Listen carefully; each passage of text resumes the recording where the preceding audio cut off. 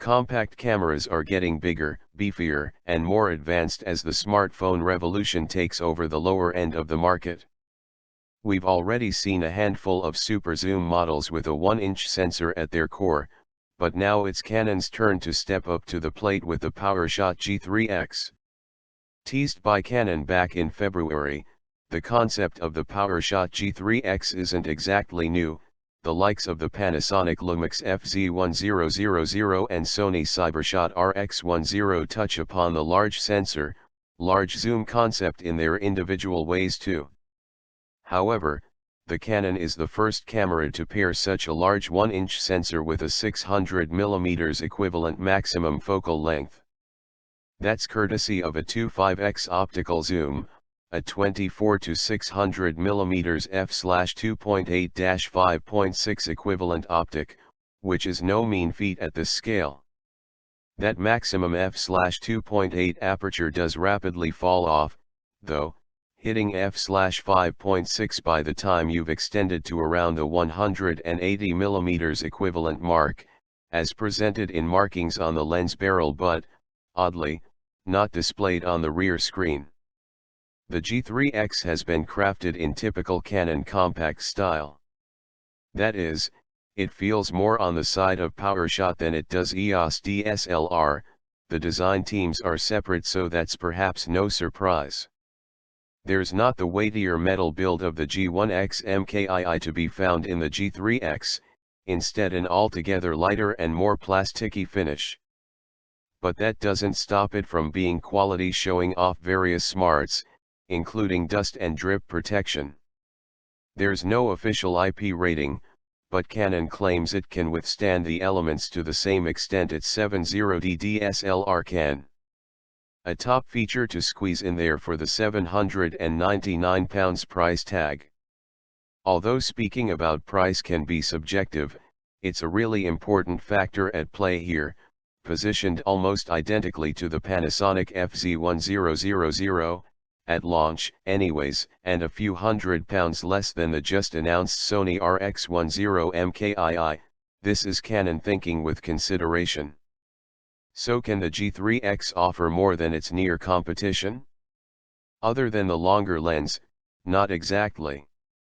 Indeed, because there's no electronic viewfinder built in, but you can buy an optional accessory, it offers less as a single package.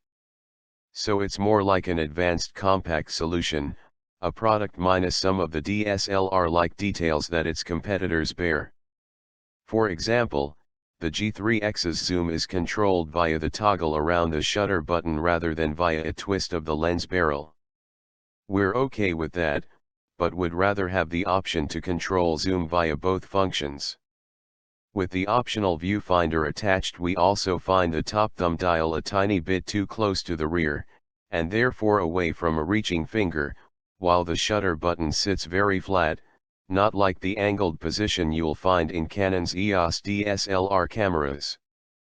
There is, however, a dedicated exposure compensation dial, albeit minus a lock, that is well positioned for quick adjustment, and the arrangement of D-pad, quick menu and full menu buttons to the rear right-hand side are entirely familiar if you've used a Canon compact before.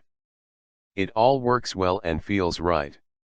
The G3 X's autofocus system seems decent too, based on our hands-on time with the product. The rear 3.2-inch LCD screen, which has a massive 1.62 resolution, among the highest we've seen on any camera to date, is responsive to touch and snappy to lock subjects into focus. The image stabilizer aids in keeping the preview nice and steady too, which is an essential feature at the longer focal length equivalents. But it does feel altogether more Canon PowerShot S120 than a fully comprehensive autofocus system. There's face detection / subject tracking and 1-point auto, positional anywhere around the screen via touch, only. That's your lot. None of the pinpoint autofocus mode as per the Panasonic FZ1000. Once zoomed to its maximum 600mm equivalent, the G3 X's autofocus remains capable, with the caveat of more limited minimum focus distance than the 24mm wide angle's excellent 5cm close-up, which happens to work a treat. Macro can be selected from within the menus, and will need to be deactivated to keep focus working at pace, as it's an altogether slower mode. The manual focus ring on the lens is massive and rotates in a silky smooth fashion, which feels great. A single press of the MF button on the lens barrel kicks this into play, otherwise it doesn't do anything, which feels like a missed trick, with zoom magnification applied, along with focus peaking to assist with acquiring accurate focus. All in all, it's a decent manual focus setup arrangement. Image quality is obviously a considerable reason to opt for the PowerShot G3 X. It's like a turbocharged SuperZoom, and while we can't fully assess quality at this pre-production stage, the 20.2 megapixel back-illuminated sensor and Digic 6 processor ought to combine for Canon's typically high quality.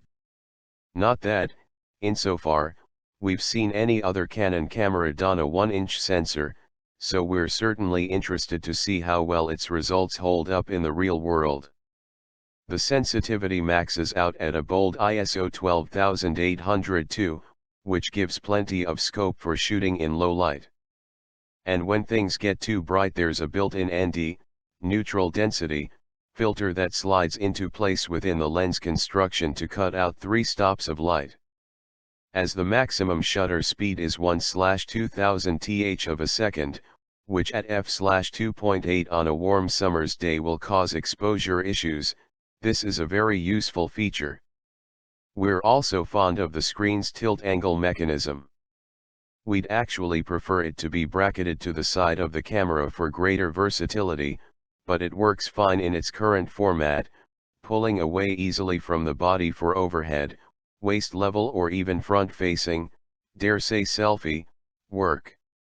Elsewhere there's built-in Wi-Fi for remote control and sharing files with a smart device, RAW capture, 1080p movie mode, and a 920 mAh battery to keep the juice flowing for as long as possible.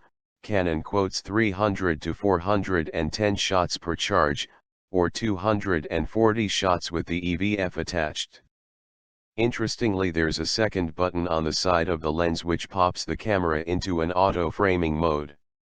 You can toggle between auto and some video-centric options, such as upper body or face detection, where the camera will identify a subject's form and maintain the zoom and focus based on that selection. Want someone to walk towards the camera, captured from waist and above throughout? That's possible with this mode. Or, at least, it is theoretically. We've not put it through the mill, but think the concept is quite cool for certain applications. That's the Canon PowerShot G3 X in a nutshell. If you've been waiting for a large sensor, large zoom compact but have found the 200mm and 400mm maximum equivalent focal lengths of the respective Panasonic FZ1000 and Sony RX10 to be too paltry, then this Canon steps into its own. It's a shame there's no viewfinder built in, and we think some of the controls could be a touch more advanced, twist to zoom lens barrel and additional autofocus options, for example.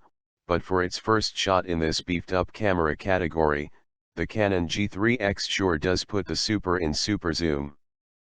It's got a style of its own, separates itself from the crowd, and despite some criticisms we can absolutely see there being an audience for this camera.